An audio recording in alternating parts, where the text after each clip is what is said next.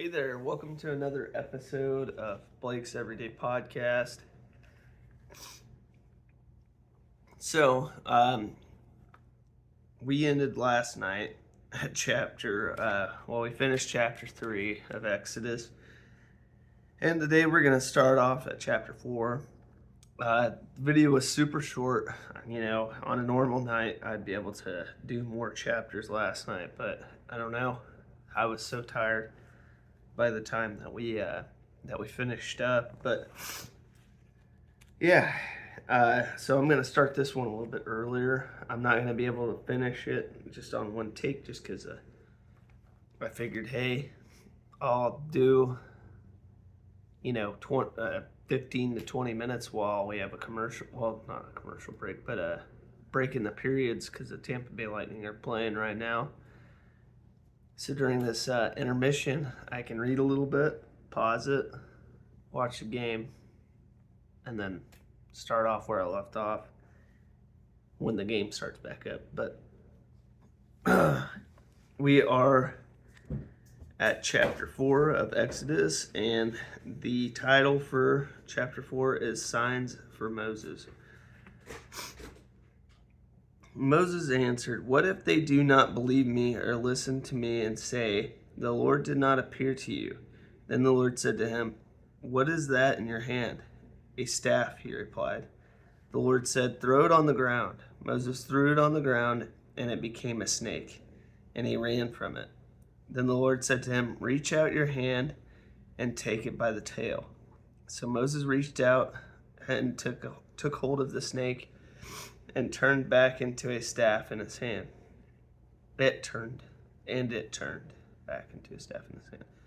"This," said the Lord, "is so that they may believe that the Lord, the God of their fathers, the God of Abraham, the God of Isaac, and the God of Jacob, has appeared to you." Then the Lord said, "Put your hand inside your cloak." So Moses put his hand into his cloak, and when he took it out, the skin was leprous. It had become as white as snow. "Now put it back into your cloak," he said. So Moses put his hand back into his cloak. And when he took it out, it was restored, like the rest of his flesh. And the Lord said, "If they do not believe you or pay attention to the first sign, they may believe the second. But if they do not believe these two signs or listen to you, take some water from the Nile and pour it on the dry ground. The water you take from the river will become blood on the ground." Moses said to the Lord, "Pardon your servant, Lord. I have never been eloquent, neither in the past nor since you have spoken to your servant. I am slow of speech and tongue." The Lord said to him, "Who gave human beings their mouths? Who makes them deaf or mute? Who gives them sight or makes them blind? Is it not I, the Lord? Now go, I will help you speak and will teach you what to say." But Moses said, "Pardon your servant, Lord. Please send someone else." Then the Lord's anger burned against Moses, and he said, "What about your brother Aaron, the Levite? I know he can speak well. He's already on his way to meet you, and he will be glad to see you. You shall speak to him and put words in his mouth. I will help both of you speak and will teach you what to do.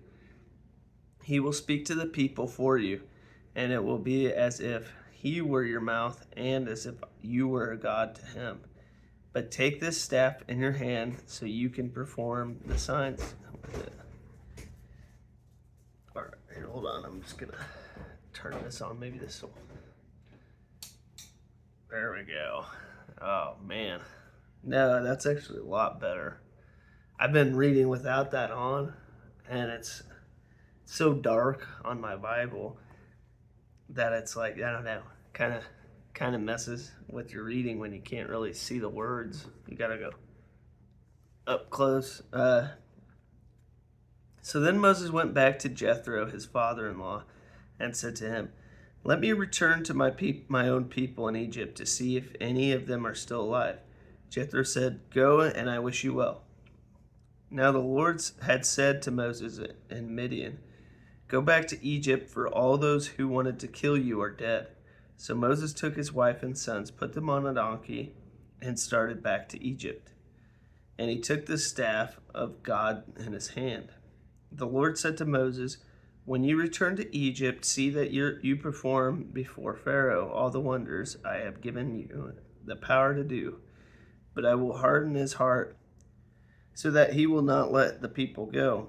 Then say to Pharaoh, 'This is what the Lord says: Israel is my firstborn son, and I told you, let my son go, so he may worship me. But you refused to let him go, so I will kill your firstborn son.'" At a lodging place on the way, the Lord met Moses and was about to kill him. But Zipporah took a flint knife, cut off her son's foreskin, and touched Moses' feet with it. "Surely you are the bridge room of blood to me," she said. So the Lord let him alone. At that time she said, "Bridge room of blood," referring to circumcision. That's just, they put that in parentheses just because, probably not a lot of people know what bridge room of blood is referring to circumcision, which I didn't.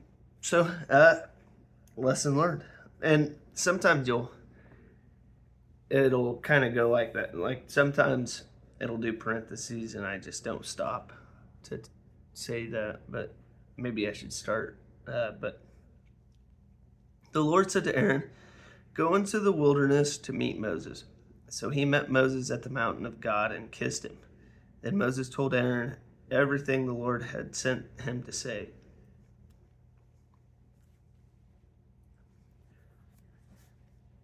And also about all the signs he had commanded him to perform. Moses and Aaron brought together all the elders of the Israelites. And Aaron told them everything the Lord had said to Moses. He also performed the signs before the people, and they believed. And when they heard that the Lord was concerned about them and had seen their misery, they bowed down and worshipped. All right, so, wow, we actually have 4 descriptions this time. So this will be a fun one.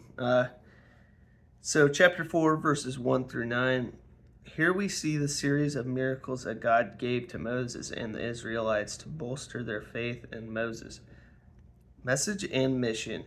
God does not normally use such wondrous signs to strengthen our faith, but he has performed one miracle that should give us all the encouragement we need. He raised Jesus Christ from the dead, knowing that he is no slave to the destruction of sin and death.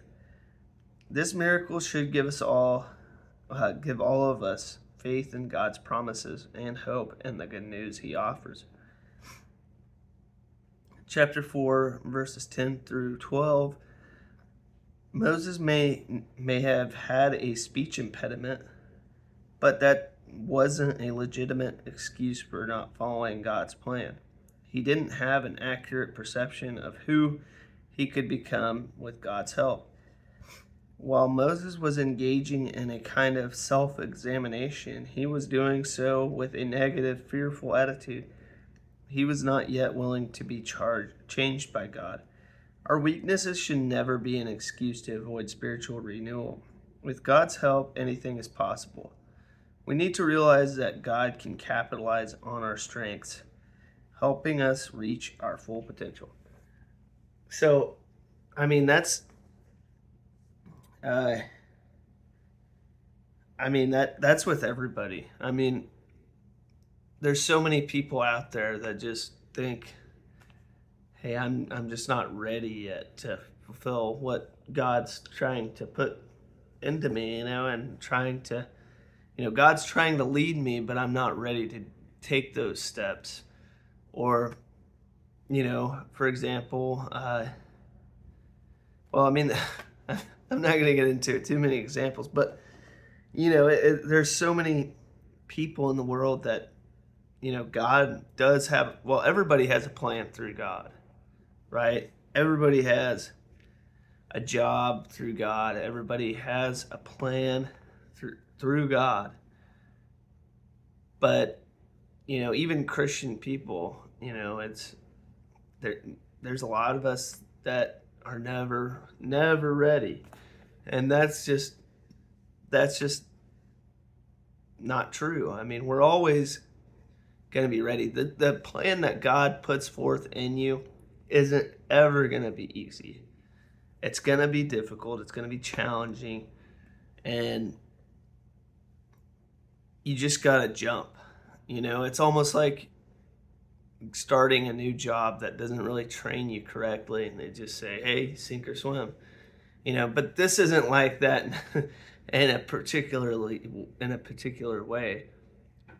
But,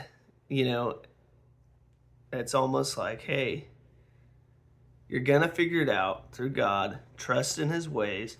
We're going to throw you to the sharks, but they're not going to bite you. I don't know if that makes any sense, but I'm trying to use a reference, and I hope that made a good visual. But I don't think God would tell you to jump into like a pool full of sharks. So, chapter 4, verses 13 through 17. Moses tried desperately to escape God's call for his life. He didn't want to go back to Egypt as God's spokesman. Apparently, he was afraid to face the huge responsibility that this entailed. But God held Moses accountable to his divine plan. He laid out for Moses exactly how the mission in Egypt would be accomplished, despite Moses' presumed handicap. God has a special plan for each of us. If we follow him, he will bring it to pass no matter what our weaknesses are. Again, that kind of correlates with what we were just saying. God has a plan for you. Everybody has free will. But at the end of the day, you got to take that leap of faith and follow God's plan. And I mean, you just got to believe that everything's going to work out. Believe in God. But chapter 4, so this description goes all the way into chapter 5. So we'll read that one after chapter 5. Which I think we'll definitely read chapter 5. And then I'll probably pause it, watch the rest of the game, and then we'll continue the video here in a little bit. So chapter 5, the title for chapter 5 is Bricks Without Straw. Afterward, Moses and Aaron went to Pharaoh and said, "This is what the Lord, the God of Israel, says. Let my people go so that they may hold a festival to me in the wilderness." Pharaoh said, "Who is the Lord, that I should obey him and let Israel go? I do not know the Lord, and I will not let Israel go." Then they said, "The God of the Hebrews has met with us. Now let us make a 3-day journey into the wilderness to offer sacrifices to the Lord our God, or he may strike us with plagues or with the sword." But the king of Egypt said, Moses and Aaron, "Why are you taking the people away from their labor? Get back to your work." Then Pharaoh said, Look, the people of the land are now numerous, and you are stopping them from working." That same day, Pharaoh gave this order to the slave drivers and overseers in charge of the people: "You are no longer to supply the people with straw or making bricks. Let them go and gather their own straw, but require them to make the same number of bricks as before. Don't reduce the quota. They are lazy. That is why they are crying out. Let us go and sacrifice to our Lord, our God. Make the work harder for the people so that they can keep working and pay no attention to lies." Then the slave drivers and overseers went out and said to the people, "This is what Pharaoh says. I will not give you any more straw. Go and get your own straw wherever you can find it. but your work will not be reduced at all." So the people scattered all over Egypt to gather stubble to use for straw. The slave drivers kept pressing them, saying, "Complete the work required of you for each day, just as when you had straw." And Pharaoh's slave drivers beat the Israelite overseers they had appointed, demanding, "Why haven't you met your quota of bricks yesterday or today as before?" Then the Israelite overseers went and appealed to Pharaoh, Why have you treated our servants this way? Your servants are given no straw, yet we are told, 'Make bricks.' Your servants are being beaten, but the fault is with your own people." Pharaoh said, "Lazy, that's what you are, lazy. That is why you keep saying, 'Let us go and sacrifice to the Lord.' Now get to work. You will not be given any straw, yet you must produce your full quota of bricks." The Israelite overseers realized they were in trouble when they were told, "You are not to reduce the number of bricks required of you for each day." When they left Pharaoh, they found Moses and Aaron waiting to meet them. And they said, "May the Lord look on you and judge you. You have made us obnoxious to Pharaoh and his officials, and have put a sword in their hand to kill us." Moses returned to the Lord and said, "Why, Lord, why have you brought trouble on this people? Is this why you sent me? Ever since I went to Pharaoh to speak in your name, he has brought trouble on his people, and you have not rescued your people at all." All right. We're going to go ahead and read the descriptions real quick, and then I'm going to hit pause for the video, and we'll continue this here in a minute. So chapter 5, verses 3 through 9. Pharaoh refused to seek God and surrender to him. He refused to see the truth. He had no respect for the law of God, or the people of God. He failed to respond properly when he was honestly confronted about the way he was treating the Israelites. He became upset when Moses sought freedom for God's people instead of examining himself. Pharaoh then accused the Israelites of being lazy and demanded even more from them. We can learn from Pharaoh's bad example. When we are confronted with our sin, we must honestly assess our spiritual state and ask God to change us. Becoming hard-hearted and choosing to blame others will only make things worse. I like that description. I get told all the time that I have this problem, actually, that I blame everybody else for my trouble. Yeah, I mean, I think a lot of people have that issue, and yeah, we gotta quit planting the blame on everybody else, you know. So chapter 5, verses 10 through 21. The Israelite foremen needed to understand how difficult the process toward their freedom would be. They were deeply discouraged by Pharaoh's additional demands because they had unrealistic hopes of an immediate and painless deliverance. They also became disillusioned about the leadership abilities of Moses and Aaron. They needed wisdom to see their troubles from a long-term perspective. These were only the first steps on the road of freedom, a road which proved long and difficult. There are few, if any, immediate and painless paths to freedom. If we realize this, we will find the difficulties we face less discouraging. I mean, you just look at these communist countries. I mean, you look at how far they have to go in order to really reach a change in their countries, you know, and you see how like some of these countries are. And I used to work with like a lot of Cubans and stuff, and I mean it's crazy. You know, even the doctors and the nurses are getting paid, you know, cents on the dollar, you know, compared to what you're making here.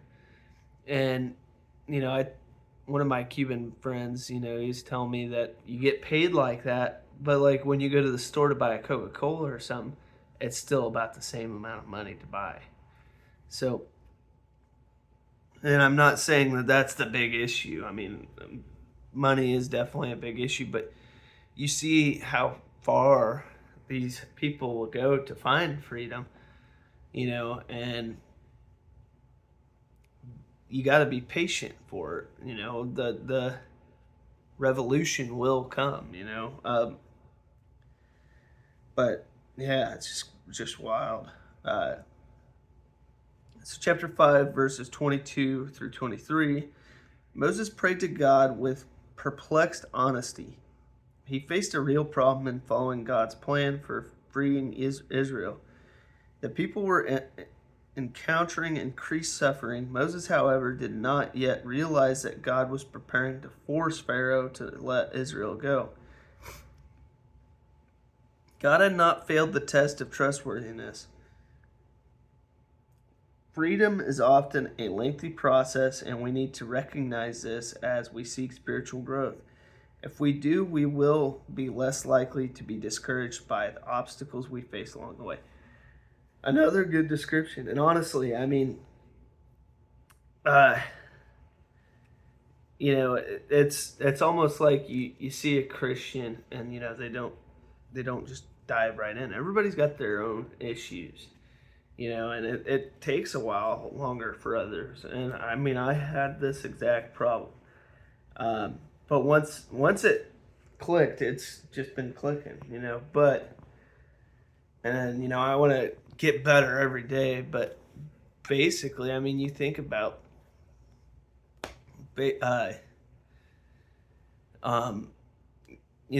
just other people and their issues. I mean, sometimes it takes people a long time to really find God. I mean, that they'll go to church and they'll do this and that, but they won't fully on comprehend or try to find God and his salvation nearly as quickly as a lot of people would wish they would. I had this issue because I'd be going to church and and I mean, everybody's a sinner, but back not very long ago, I wasn't learning from my sin. I was just continuing to go down the deep end, but I was still going to church. And, it took me a long time, and it took steps. And eventually, these steps turned into better steps, like I don't know how to explain it, but you got to take your steps, whether it takes you longer or not. Take them at your time. God's forgiving and he's knowing. So it's important to just realize where you're at and where you need to be. And everything will work out as long as you keep following those steps. But I will see you guys here shortly. All right. So, game's still going on. But we are just doing so awful for this whole month, pretty much, that I really just can't watch the dang game. I got it playing on the background. I got it muted. I'm not even gonna worry about it. Might as well just keep going, keep reading. But gosh, this sucks. It is what it is, but it also really sucks. And we are lucky as well, Lightning fans. We're lucky because we've had a good team for like the last 15 years. I mean, but we'll go ahead and continue at chapter 6 just to remind people. Well, I guess. I'll just to remind you where we were at. Ever since I went to Pharaoh to speak in your name, he has brought trouble on this people, and you have not rescued your people at all. So then it goes to chapter 6, which it just continues on. That's why I wanted to remind us where we were at. Then the Lord said to Moses, "Now you will see that I will do what I will do to Pharaoh. Because of my mighty hand, he will let them go. Because of my mighty hand, he will drive them out of his country." God also said to Moses, "I am the Lord. I appeared to Abraham, to Isaac, and to Jacob as God Almighty. But by the name of the Lord, I did not make myself fully known to them. I also established my covenant with them to give them the land of Canaan, where they resided as foreigners. Moreover, I have heard the groaning of the Israelites, whom the Egyptians are enslaving, and I have remembered my covenant. Therefore, say to the Israelites, I am the Lord, and I will bring you out from under the yoke of the Egyptians. I will free you from being slaves to them, and I will redeem you with an outstretched arm and with mighty acts of judgment.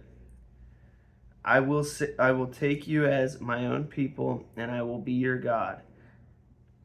Then you will know that I am the Lord your God, who brought you out from under the yoke of the Egyptians, and I will bring you to the land I swore with uplifted hand to give to Abraham, to Isaac, and to Jacob. I will give it to you as possession. I am the Lord." Moses reported this to the Israelites, but they did not listen to him because of their discouragement and harsh labor. Then the Lord said to Moses, "Go tell Pharaoh, king of Egypt, to let the Israelites go out of his country." But Moses said to the Lord, "If the Israelites will not listen to me, why would Pharaoh listen to me, since I speak with faltering lips?" Now the Lord spoke to Moses and Aaron about the Israelites and Pharaoh, king of Egypt, and he commanded them to bring the Israelites out of Egypt. These were the heads of their families. The sons of Reuben, the firstborn son of Israel, were Hanok and Palu, Hezron and Carmi. These were the clans of Reuben. The sons of Simeon were Jemuel, Jamin, Ohad, Jachin, Zohar, and Shaul, the son of Canaanite women. These were the clans of Simeon. These were the names of the sons of Levi according to their records: Gershon, Kohath, and Merari. Levi lived 137 years. Just to make sure I didn't skip too far ahead. Okay, yep. Levi lived 137 years. The sons of Gershon by clans were Libni and Shimi.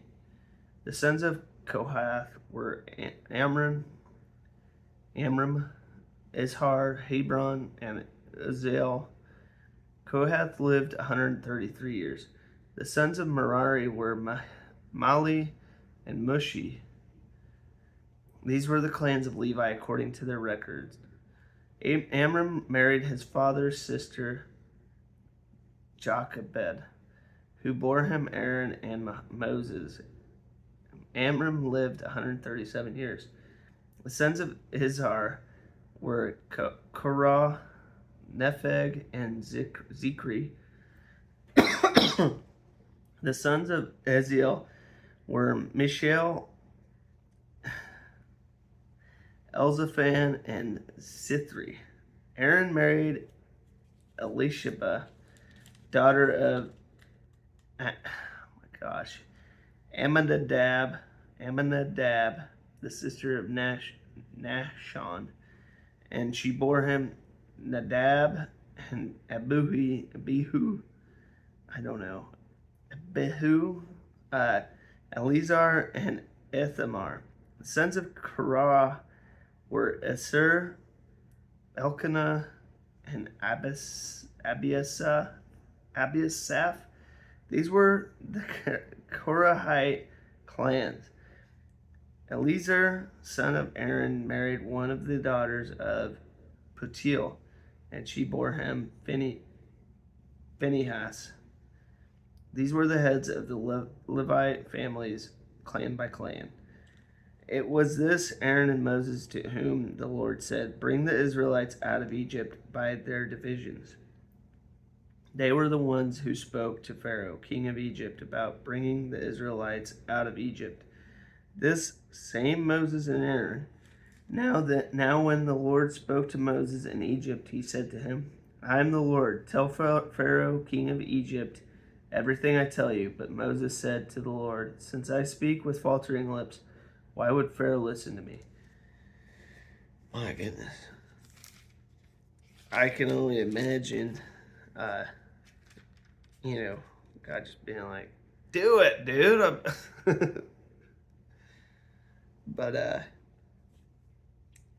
chapter 6, verses 8 through 13. When we fail to realize how difficult the process toward freedom can be, it is all too easy to become discouraged and give up. After suffering a number of setbacks, the Israelites were ready to give up. At such times, patience and perseverance are absolutely essential. We also need to remember that difficulties and failures are often the back door to ultimate success. I mean, that's so true, though. A lot of people, everybody fails before they succeed. So, chapter 6, verses 14 through 27. To a great extent, Moses and Aaron were the product of their family heritage, stretched briefly in the genealogy included here. Now they face difficult opposition to their goal of freeing the Israelites. But out of their past came signs of hope, strengthening their courage to continue their quest for freedom. For example, God had promised Abraham and his descendants a land of their own, free from oppression. God's promises from the past gave Moses and Aaron the encouragement they needed to continue their fight for freedom. Whew. Dang yawns, man. God's promises can do the same for us today. Chapter 6, verses 28 through 30.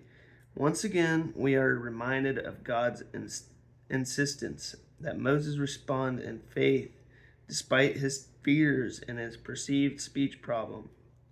In the process of the Exodus, God repeatedly challenged Moses' personal insecurities and his negative self-deflecting attitudes by reminding Moses of God's name and his miraculous power. Faith in a trustworthy God has the solution to this problem. Trusting God with our problems and insecurities and releasing them to him is a key to spiritual growth. Yeah, it seemed like pretty much the whole Exodus that we've been reading. Moses is just kind of just fearful. And like I said before I started reading these descriptions, it's like, as I'm sure, people have been in the same circumstance. I don't know if anybody's told somebody to do something like 2 to 3 times. They've just been no. It's kind of annoying. But especially when it's like their job or something, if it's like say you're doing construction and you're like the foreman, and then one of your workers, he knows his job, but when you ask him to go do something, he's like, no, sorry. It'd be kind of infuriating, but I don't know. So we're on to chapter 7. Then the Lord said to Moses, "See, I have made you like God to Pharaoh, and your brother Aaron will be your prophet. You are to say everything I command you, and your brother Aaron is to tell Pharaoh to let them..." And your brother Aaron will be the prophet. You are to say everything I command you, and your brother Aaron is to tell Pharaoh to let the Israelites go out of his country. But I will harden Pharaoh's heart, and though I multiply my signs and wonders in Egypt, he will not listen to you. Then I will lay my hand on Egypt, and with mighty acts of judgment I will bring out my divisions. My people, the Israelites, and the Egyptians will know that I am the Lord when I stretch out my hand against Egypt and bring the Israelites out of it. Moses and Aaron did just as the Lord commanded them. Moses was 80 years old, and Aaron 83 when they spoke to Pharaoh. The Lord said to Moses and Aaron, "When Pharaoh says to you, 'Perform a miracle,' then say to Aaron, 'Take your staff and throw it down before Pharaoh, and it will become a snake.'" So Moses and Aaron went to Pharaoh and did just as the Lord commanded. Aaron threw his staff down in front of the Pharaoh and his officials, and it became a snake. Pharaoh then summoned wise men and sorcerers, and the Egyptian magicians also did the same things by their secret arts. Each one threw down his staff, and it became a snake. But Aaron's staff swallowed up their staffs. Yet Pharaoh's heart became hard, and he would not listen to them, just as the Lord had said. When the Lord said to Moses, "Pharaoh's heart is unyielding. He refuses to let the people go. Go to Pharaoh in the morning as he goes out to the river. Confront him on the bank of the Nile, and take in your hand the staff that was changed into a snake. Then say to him, 'The Lord, the God of the Hebrews, has sent me to say to you, let my people go, so that they may worship me in the wilderness. But until now you have not listened. This is what the Lord says, by this you will know that I am the Lord. With the staff that is in my hand I will strike the water of the Nile, and it will be changed into blood. The fish in the Nile will die, and the river will sink. The Egyptians will not be able to drink its water.' The Lord said to Moses, 'Tell Aaron, take your staff and stretch out your hand over the waters of Egypt, over the streams and canals, over the ponds and all the reservoirs, and they will turn to blood. Blood will be everywhere in Egypt, even in vessels of wood and stone.' Moses and Aaron did just as the Lord had commanded. He raised his staff in the presence of Pharaoh and his officials and struck the water of the Nile, and all the water was changed into blood. The fish in the Nile died, and the river smelled so bad that the Egyptians could not drink its water. Blood was everywhere in Egypt. But the Egyptian magicians did the same things by their secret arts, and Pharaoh's heart became hard. He would not listen to Moses and Aaron, just as the Lord had said. Instead, he turned and went into his palace and did not take even this to heart. And all the Egyptians dug along the Nile to get drinking water, because they could not drink the water of the river. Okay. So that was chapter 7. We do have some descriptions here. Wow. Yeah,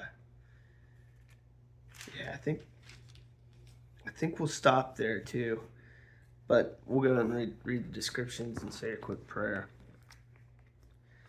So chapter 7, verses 1 through 5. Nowhere in the stubbornness of Pharaoh's heart sketched more vividly.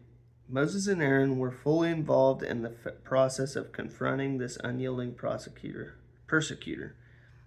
And at this point, their task of freeing the people must have seemed impossible. But God had assured them that their goal of freedom would be reached by his sovereign power.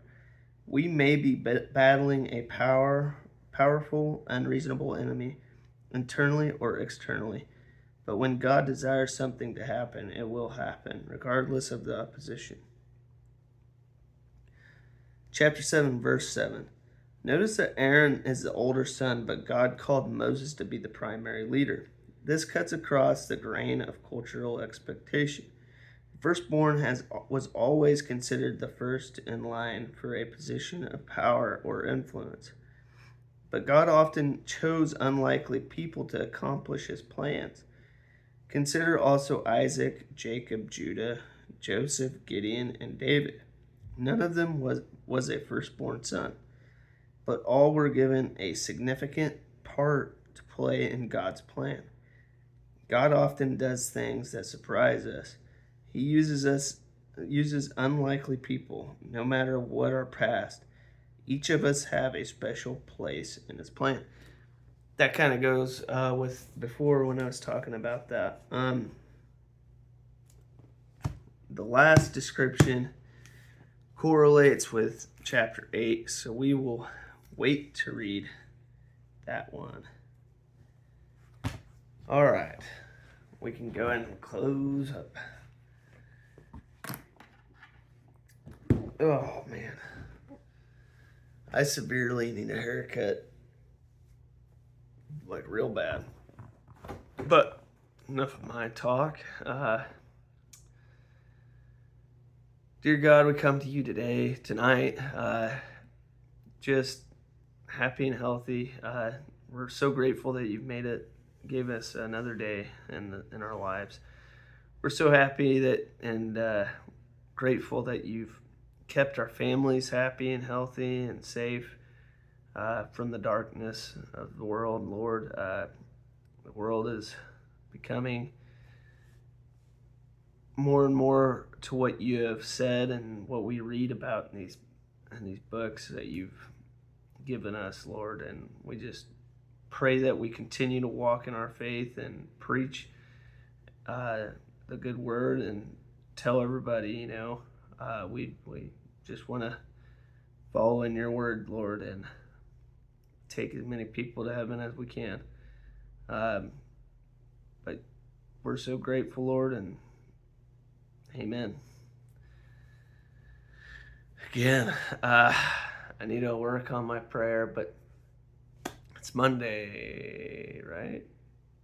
Yeah, I think. Yeah. No, it's not. I don't know. I think I'm just going to stop there. I probably seem really dumb right now, but have a great night. Tomorrow's another day, and we'll start off tomorrow at Exodus chapter 8. I hope you have a great rest of your night, and good night. Thanks for watching.